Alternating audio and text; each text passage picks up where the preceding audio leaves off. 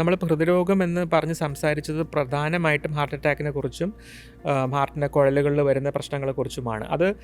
ഇത് തന്നെയാണ് ഏറ്റവും പ്രധാനമായിട്ട് ഹൃദ്രോഗമെന്ന് പറയുന്നത്. പക്ഷേ ഇതിലുപരിയായിട്ട് മറ്റ് ഘടകങ്ങളുണ്ട്. ഹാർട്ടിൽ തന്നെ വാൽവുണ്ട്, പിന്നെ ഹാർട്ടിൻ്റെ താളം നിയന്ത്രിക്കുന്ന ഒരു ഇലക്ട്രിക്കൽ സിസ്റ്റമുണ്ട്. അത് സംബന്ധിച്ചിടത്തുള്ള മറ്റ് ഒരുപാട് ഹൃദ്രോഗ പ്രശ്നങ്ങളുണ്ട്. അതിനെ പലതിനെക്കുറിച്ചും പൊതുജനങ്ങൾ ജനറലി അവെയർ അല്ല. കാരണം കൂടുതലും നമ്മൾ ഹാർട്ടെന്ന് കേൾക്കുമ്പോൾ ഹാർട്ട് അറ്റാക്ക് മാത്രമാണ് മനസ്സിൽ വരുന്നത്. അതിന് പിന്നെ ഉള്ളത് വാൽവിൻ്റെ പ്രശ്നങ്ങളാണ്. ഇപ്പം നമ്മൾ സ്റ്റെതസ്കോപ്പ് വെച്ച് കേൾക്കുമ്പോൾ ഡോക്ടർമാർ മെർമർ ഉണ്ടെന്ന് ചിലപ്പം പറയാറുണ്ട്. അത് ബേസിക്കലി ഹാർട്ടിൻ്റെ വാൽവിന് ലീക്ക് വരുന്ന സമയത്താണ് നമ്മൾ ഹാർട്ടിന് മെർമർ ഉണ്ടെന്ന് പറയുന്നത്.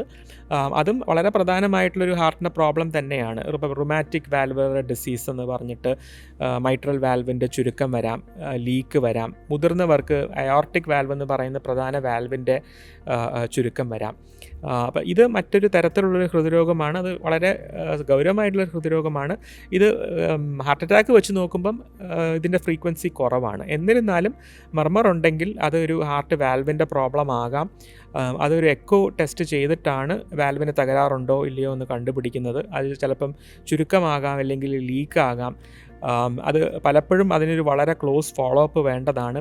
പല രോഗികൾക്കും ഒരു ലിമിറ്റിന് മുകളിൽ വാൽവിന് ചുരുക്കമോ ലീക്കോ ഉണ്ടെങ്കിൽ അത് 1-2 വർഷത്തിലൊരിക്കൽ ക്ലോസ് ആയിട്ട് ഫോളോ അപ്പ് ചെയ്ത് അത് കൂടുന്നുണ്ടോ, അത് കാരണങ്ങളുള്ള ലക്ഷണങ്ങളുണ്ടോ എന്നുള്ളൊരു വളരെ ക്ലോസ് ഫോളോ അപ്പിൻ്റെ ഒരു ആവശ്യകതയും പ്രാധാന്യം അർഹിക്കുന്ന ഒന്നാണ്. അതുപോലെ ഇപ്പോഴത്തെ കാലഘട്ടത്തിൽ പണ്ട് പല വാൽവ് ചികിത്സയ്ക്ക് നമുക്ക് ഓപ്പറേഷനൊക്കെ ആയിരുന്നു ഉണ്ടായിരുന്നത്.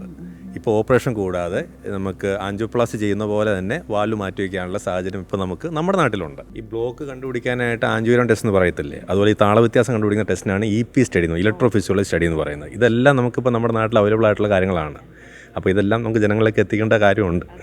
ഇതൊക്കെ യൂസ് ചെയ്യുക, ഈ ടെസ്റ്റുകളൊക്കെ ആവശ്യമുണ്ടെങ്കിൽ അത് ഉപയോഗപ്പെടുത്തുക. ആൻജിയോഗ്രാം എന്നൊക്കെ പറയുന്ന എല്ലാവർക്കും ഇപ്പോൾ അറിയാം. ഈ EP സ്റ്റഡി, ഇലക്ട്രോഫിസിയോളജി സ്റ്റഡി എന്നുള്ളതൊന്നും ആൾക്കാർക്ക് എല്ലാവർക്കും കേട്ട് വരുന്നേ ഉള്ളൂ. അതെ. പക്ഷേ ഇതാ പറയുന്നത്, എല്ലാത്തിനും നമുക്കിപ്പോൾ നമ്മുടെ നാട്ടിൽ സൗകര്യങ്ങളുണ്ട്.